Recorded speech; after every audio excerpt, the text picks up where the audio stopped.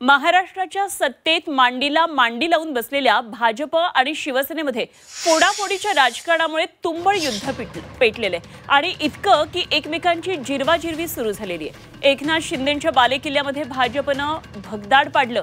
त्यानंतर नाराज शिवसेनेच्या मंत्र्यांनी मंत्रिमंडळाच्या बैठकीलाच दांडी मारली। मात्र त्यानंतर भाजप आणि शिवसेनेमध्ये तह झाल्याची चर्चा सुरू आहे। उपमुख्यमंत्री शिंदेंनीही महायुतीला गालबोट लागता कामा नये अशी प्रतिक्रिया दिली। मात्र त्यानंतरही भाजपमध्ये राजू शिंदे, अद्वै हिरे यांचा प्रवेश हा पार पडला। रात्री उशिरा मुळशी पॅटर्न फेम पिट्याभाई अर्थात रमेश परदेशी यांचा भाजप प्रवेश झालेला आहे आणि या सर्व पार्श्वभूमीवर भाजप प्रदेशाध्यक्ष रवींद्र चव्हाण यांच्या वक्तव्यानं ऑपरेशन लोटस सुरूच राहणार का अशी चर्चा आता सुरू झाली आहे।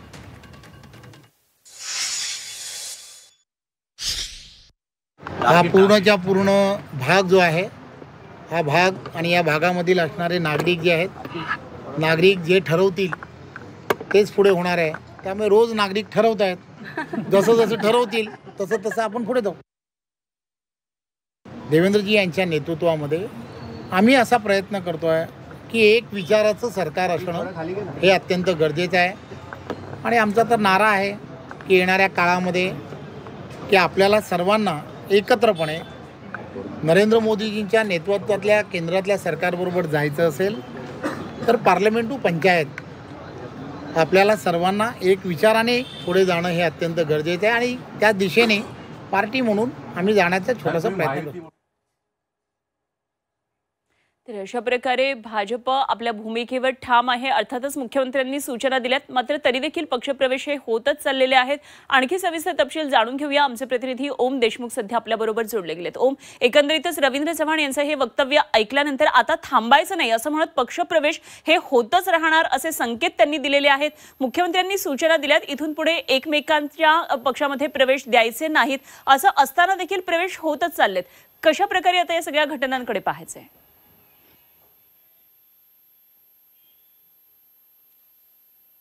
कल्याण डोंबिवली आणि ठाण्यातल्या वर्चस्वाचा हा वाद खरं तर आहे आणि मुख्यत्वे रवींद्र चव्हाण विरुद्ध एकनाथ शिंदे हा जो सुप्त संघर्ष गेल्या अनेक वर्षांपासून सुरू राहिला। आपण पाहिलं असेल की गेल्या काही महिन्यांमध्ये कल्याण डोंबिवली, उल्हासनगर, बदलापूर, ठाणे या परिसरातल्या भाजप आणि शिवसेनेच्या कार्यकर्त्यांची फोडाफोडी दोन्ही पक्षांकडनं केली जाते आणि या सगळ्या गोष्टींचा काल यावर कळी झाली की म्हणजे खऱ्या अर्थानं अरूप म्हात्रे आणि इतर 4 ते 5 नगरसेवकांनी, माजी नगरसेवकांनी जे एकनाथ शिंदेच्या निकटवर्तीय मानले जात होते त्यांनी काल भाजपमध्ये प्रवेश केला।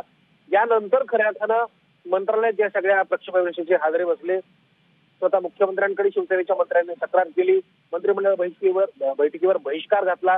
मुख्यमंत्र्यांनी सुद्धा या मंत्र्यांना सुनावलं की तुम्ही उल्हासनगरमध्ये या पक्षप्रवेशाला सुरुवात केली, आम्ही जर पक्षप्रवेश केले तर त्यात काय चुकीचं आहे, त्यामुळे सुरुवात तुम्ही केली त्यामुळे आम्ही देखील हे प्रवेश करणार।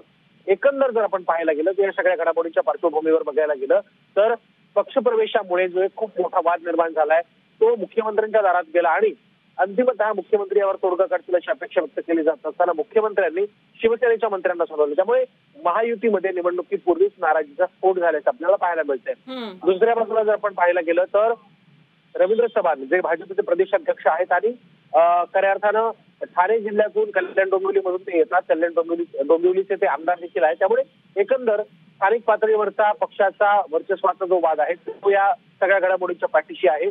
काल मुख्यमंत्र्यांनी ही भूमिका स्पष्ट केल्यानंतर सुद्धा राजू शिंदे जे संजय शिरसाटांच्या विरोधात 1 लाख मतं घेऊन निवडणूक लढले होते त्यांचा भाजपमध्ये प्रवेश झाला। खऱ्या अर्थानं मुख्यमंत्र्यांकडे तक्रार गेल्यानंतरचा हा प्रवेश होता।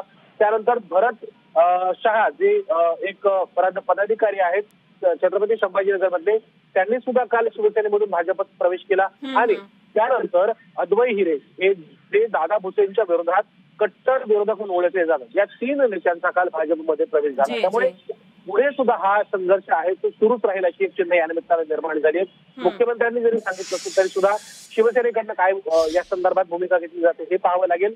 महत्वाचा आणि शेवटचा मुद्दा म्हणजे रवींद्र चव्हाणांनी आणखी एक महत्वाची अपडेट या संदर्भात रवींद्र चव्हाणांच्या संदर्भात येते ते म्हणजे राज्यभरातले इतरही काही शेकडोंच्या संख्येनं नगरसेवक आणि शेकडोंच्या संख्येनं पदाधिकारी आणि शिवसेना हे भाजपच्या संपर्कात असल्याचं त्यांनी म्हटलं। त्यामुळे पुन्हा एकदा भाजपमध्ये जे पक्षप्रवेश होता त्यावरून शिवसेना आणि भाजपमध्ये वाद होण्याची चिन्ह निर्माण झाली खरं आणि त्याच दृष्टीनं काय नेमकी आता शिवसेनेकडून पावलं उचलली जात आहेत हे सुद्धा बघावं लागणार आहे. ओम, धन्यवाद दिलेल्या सगळ्या सविस्तर तपशिलांसाठी. ओम देशमुख आमचे प्रतिनिधी आपल्याबरोबर होते.